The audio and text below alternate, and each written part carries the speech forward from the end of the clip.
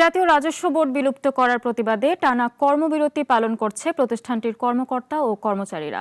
সে সাথে customs house ও land customs station ছাড়া সব ধরনের ট্যাক্স, কাস্টমস ও ভ্যাট অফিসে পূর্ণাঙ্গ কর্মবিরতির ঘোষণা দেওয়া হয়েছে। সকাল থেকে আগারগাঁওয়ে রাজস্ব ভবনে জড়ো হন শত শত কর্মকর্তা কর্মচারী। 4 দফা দাবিতে অবস্থান কর্মসূচি পালন করছেন তারা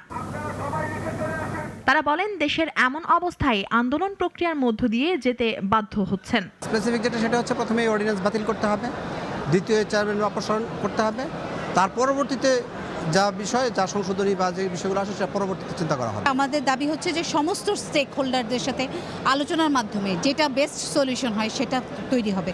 সুতরাং এটা হতে একটু সময় লাগবে, কারণ আমাদের এই অধ্যাদেশের কিন্তু মূল অবজেকশনটাই ছিল যে আমরা কারোর সাথে আলোচনা না করে এই অধ্যাদেশ জারি করা হয়েছে। আমরা এখনো পর্যন্ত আসলে সরকারের ঊর্ধ্বতন কর্তৃপক্ষের কাছ থেকে তেমন কোনো আশ্বাস না পাওয়ার কারণে আমাদের পূর্ব ঘোষিত কর্মসূচির সূত্র ধরে আজকে এখানে সবাই আছি।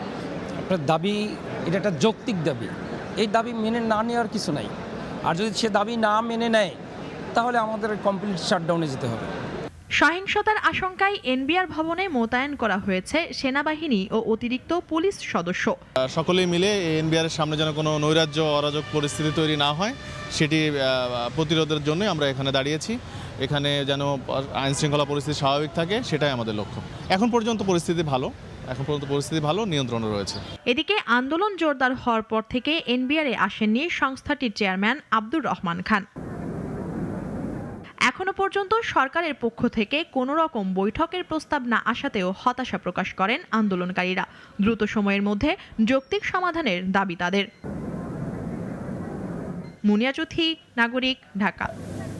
ওয়ালটন আবারও মিলিনিয়ার অফারে ওয়ালটন ফ্রিজ কিনে আপনিও হয়ে যেতে পারেন মিলিয়নিয়ার।